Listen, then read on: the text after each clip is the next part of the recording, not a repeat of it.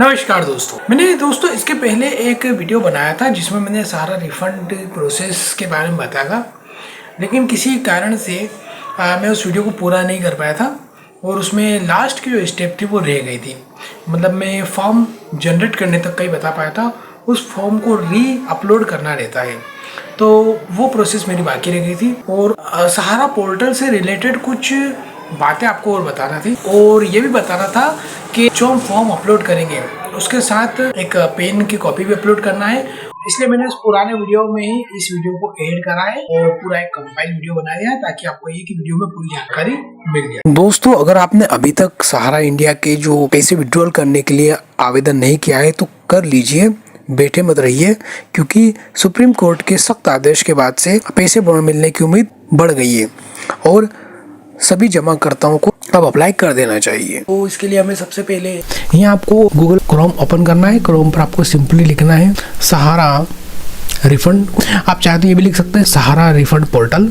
आप जैसे इस पर क्लिक करेंगे तो फर्स्ट आपको जो ऑप्शन दिख रहा है इस पर आपको क्लिक कर देना है। आपके सामने एक विंडो खुलेगा, न्यू रीसबमिशन पोर्टल लाइव। इस पर कुछ भी क्लिक नहीं करना है, क्योंकि इस पर आप क्लिक भी करेंगे तो वापस यही वाली विंडो ओपन होगी, इसलिए वे क्लोज कर देंगे और क्लोज कर देंगे। अब आपको यहाँ पर देखिए दो ऑप्शन दिख रहे हैं, एक डिपॉजिटर रजिस्ट्रेशन और एक डिपॉजिटर लॉगिन। अगर आप फर्स्ट टाइम इस साइट पर आए हैं तो आपको सबसे पहले आपका रजिस्ट्रेशन करना है और एक बार रजिस्ट्रेशन होने के बाद आपको यहाँ पर लॉगिन कर सकते हैं। तो यहाँ पर हम रजिस्ट्रेशन में क्लिक करेंगे। रजिस्ट्रेशन में क्लिक करने के बाद आपको दिखेगा दो चीज़ें मांग रहा है, ये आपका आधार नंबर की लास्ट 4 डिजिट और आपका वो मोबाइल नंबर जो आधार से लिंक हो। ठीक है, तो आधार नंबर उसी पर्सन का डालना है जिसके नाम से आपने सहारा में पैसा डाल रखा है। ठीक है, तो इससे हम यहाँ आधार का अपना 4 डिजिट डालेंगे और यहाँ मोबाइल नंबर डालेंगे और उसके बाद कैप्चा कोड डालने के बाद हमें गेट OTP करना है। तो इससे हमारे मोबाइल पे OTP आ जाएगा। मैं आपके लिए करके दिखाता हूँ। ये मैंने लास्ट 4 डिजिट डाला और यहाँ पर मैं रजिस्टर्ड मोबाइल नंबर डाल रहा हूँ, ये मेरा ही नंबर है। और अब यहाँ गेट OTP, जैसे हम गेट OTP करेंगे ये हमारे रजिस्टर्ड मोबाइल पर OTP आ गया है और ये 5 मिनट के लिए वैलिड है, यहाँ पर टाइम चल रहा है। ये OTP यहाँ डाल दिया और वेरीफाई OTP। अब यहाँ पर मैसेज देना है, क्योंकि मैंने ऑलरेडी रजिस्टर्ड कर चुका हूँ, तो अगर आपका नहीं होगा तो रजिस्टर्ड हो जाएगा। वंस एक बार आपका रजिस्ट्रेशन हो गया तो आपको यहाँ पर डिपॉजिटर लॉगिन पर जाना है। यहाँ पर भी लॉगिन की प्रोसेस सेम है, मतलब आपको आपका वही आधार का 4 डिजिट और रजिस्टर्ड मोबाइल नंबर डाल के कैप्चा कोड डालना है और OTP लेना है। OTP वेरीफाई होने के बाद आपके सामने ये आपका होम पेज आ गया है। 6 स्टेप तक आपको इसको फिल करना है। तो फर्स्ट में आपको ये जो डिक्लेरेशन है इसको आपको रीड करना है और रीड करने के बाद इसको एक्सेप्ट करना है। यहाँ एक्सेप्ट करने के लिए आपको नेक्स्ट पे सिंपली क्लिक कर देना है। तो आप नेक्स्ट पे चले आएंगे, ये आपकी नेक्स्ट इन्फॉर्मेशन आ गई। यहाँ पर आपको डिटेल फिल करना है, आपका ईमेल आईडी, और उसके बाद आपको नेक्स्ट पे जाना है। यहाँ पर नाम, पता, डेट ऑफ बर्थ सब फिल करने के बाद नेक्स्ट पे जाएंगे। नेक्स्ट पे आपको खास काम है, यहाँ पर आपको जो आपकी FD है, जो आपकी बॉन्ड है, उसकी डिटेल यहाँ पर फिल करना है। तो सबसे पहले हम सिक्योरिटी टाइप, सिक्योरिटी का नेम सर्च करना है। तो देखिए इसमें अभी 4 ऑप्शन दिखा रहा है। तो आपकी जोन सी भी सोसाइटी में आपने इन्वेस्टमेंट कर रखा है वो आपको उस पर क्लिक करना है। और उसके बाद सेकंड जो है स्कीम, कौन सी स्कीम में क्या है, हालांकि ऑप्शनल है, आप चाहे तो ले चाहे तो नहीं ले, मगर मैं इसमें ले लेता हूँ जैसे सहारा ईश। अब आपको यहाँ पर मेंबरशिप नंबर डालना है। मेंबरशिप नंबर डालने के बाद यहाँ पर अकाउंट नंबर, यहाँ पर बैंक का अकाउंट नंबर नहीं डालना है, बल्कि आपकी जो बॉन्ड है उसमें आपको एक अकाउंट नंबर दिखेगा, वो वाला अकाउंट नंबर डालना है। और उसके बाद है सर्टिफिकेट नंबर और उसके बाद डेट ऑफ ओपनिंग, किस तारीख को आपने पैसा आपका रखा था वो डेट यहाँ डालना है, और डिपॉजिट अमाउंट, और लास्ट में आपको डिपॉजिट अमाउंट फिल करना है, मतलब कितने की आपकी FD है। और उसके बाद आपको यहाँ पर चूज का ऑप्शन दे रहा है, मतलब यहाँ की जो बॉन्ड है उसकी कॉपी स्कैन करी हुई नीचे दिए गए किसी भी फॉर्मेट में, और उसका साइज 200 KB तक का होना चाहिए, उसको आपको यहाँ पर अपलोड करना है। जैसे एग्जांपल के लिए मैंने चूज करा ये, तो इस प्रकार से आपकी यहाँ पर जो बॉन्ड यहाँ पर शो होने लगेगा। इसके बाद आप जब ऐड क्लेम पर क्लिक करेंगे तो यहाँ पर ये क्लेम की डिटेल है, इस पर नीचे ड्रॉप डाउन में ये इस प्रकार से आपकी जो भी आप यहाँ पर ऐड करेंगे वो डिटेल यहाँ पर फिल हो जाएगी। एक बार उससे वापस कंफर्म करें। अगर आपको लग रहा है आपने कुछ गलत डाला है तो यहाँ पर ये पेन जैसा एक ऑप्शन दिया है, इस पर जाकर आप उसे वापस करेक्ट कर सकते हैं। जैसे सर्टिफिकेट नंबर, अकाउंट नंबर या मेंबरशिप नंबर कुछ भी गलत डाला हो तो आप उसे एडिट कर सकते हैं। उसके बाद आपको नेक्स्ट पे जाना है, आपको जनरेट क्लेम रिक्वेस्ट फॉर्म करना है। इन केस अगर आपको ऐसा लगा कि आपने कोई और आपकी बोर्ड छूट गया है तो वापस आप यहाँ पर जनरेट फॉर्म करने के बावजूद भी आप पीछे वापस जाकर अपना जो आपका मिसिंग बोर्ड है उसे आप ऐड कर सकते हैं। नहीं है तो आप सिंपली इसको जनरेट कर सकते हैं। जनरेट करने के बाद आपको एक ऐसा एप्लीकेशन फॉर्म जनरेट हो जाएगा। ठीक है, यहाँ पर आपको फोटो चिपकानी है, एड्रेस डालना है और आपकी डिटेल फिल करना है जो भी यहाँ मांगी गई है वो डिटेल आपको फिल करना है। इसको पहले प्रिंट निकालना है।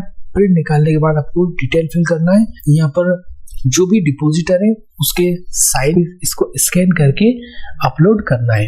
डाउनलोड आप यहाँ से भी कर सकते हैं और आपको यहाँ पर डाउनलोड यहाँ से आपसे पूछेगा आप प्रोसीड करना चाहते हैं, ओके प्रोसीड कर देंगे। प्रोसीड करने के बाद हाँ आपको डाउनलोड हो गया।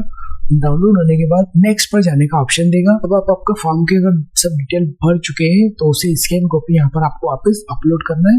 यहाँ पर फिर से फॉर्मेट बता रहा हूँ ऊपर, जो आपकी पीडीएफ फाइल होगी या जेपीजी फाइल होगी उसका साइज 200 KB होना चाहिए और फॉर्मेट जो ऊपर दी है जैसे जेपीजी पीडीएफ फॉर्म में होना चाहिए।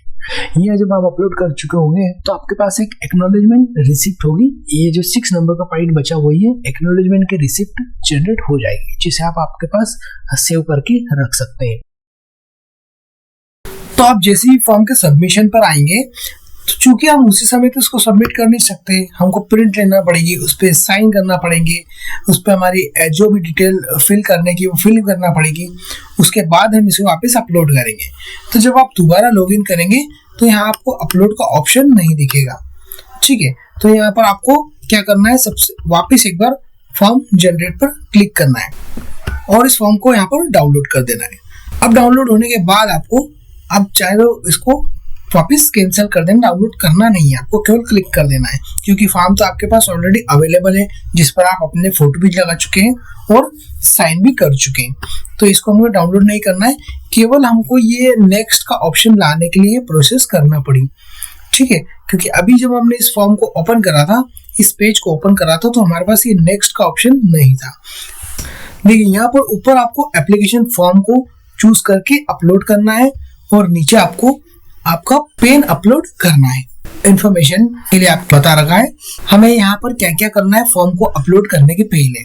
तो दोस्तों फॉर्म की जो आपने प्रिंट निकाली उस पर आपको एक सबसे पहले फोटो चिपकाना है, उस पर साइन करना है, उसको स्कैन करना है और फिर उसको अपलोड करना है।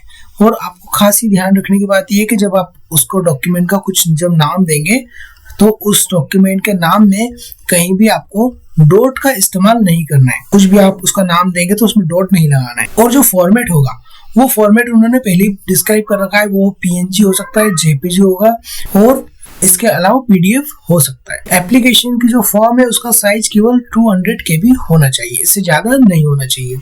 इससे ज्यादा होगा तो ये अपलोड नहीं होगा। देखिए फॉर्म का साइज यहाँ पर 1 GB और 143 KB हो गया। ठीक है, तो हमको इसको केवल 200 KB में कन्वर्ट करना है। तो आप गूगल क्रोम पर simply compress up to 200 KB और आप इसे जो खास आपको मैं बात बताने जा रहा हूँ यहाँ लिखा जरूर 200 KB है, मगर मैं आपको सजेस्ट करूंगा कि आपका जो फाइल का साइज है वो 195 KB ही रखना है क्योंकि 200 KB के 195 KB से ज्यादा होने पर भी ये अपलोड करने में एरर देगा। ठीक है, तो आपको ये खास बात ध्यान रखना है कि आपका जो डॉक्यूमेंट का साइज हो वो केवल 195 KB के समथिंग होना चाहिए। तो यहाँ पर हम फॉर्म को अपलोड करेंगे। चूज करने के बाद हमको फॉर्म जो नया कंप्रेस कराए, देखिए उसका साइज, देखिए जब फॉर्म सक्सेसफुली अगर अपलोड हो जाएगा तो यहाँ पर आपको प्रीव्यू दिख जाएगा उसका फॉर्म का। और उसके बाद आपको अपलोड करना है आपका पेन का साइज। यहाँ पर वार्निंग देगा क्योंकि अगर आपने एक बार इसे सबमिट कर दिया तो आप उसे एडिट नहीं कर सकेंगे, तो आपके क्लेम में कोई भी चेंज नहीं कर पाएंगे। फिर आपको या तो रिजेक्ट उसका स्टेटस का वेट करना पड़ेगा और आपको फिर रीसबमिशन करना पड़ेगा। तो यहाँ हमने चेक कर लिया तो ओके प्रोसीड कर देंगे और हमारे एक्नॉलेजमेंट नंबर जनरेट। और देखिए इसमें आपको नीचे लिखा भी दे रहा है कि जो आपकी एप्लीकेशन है वो 45 दिन का टाइम पीरियड लगेगा इसे आपका रिफंड प्रोसेस होने में।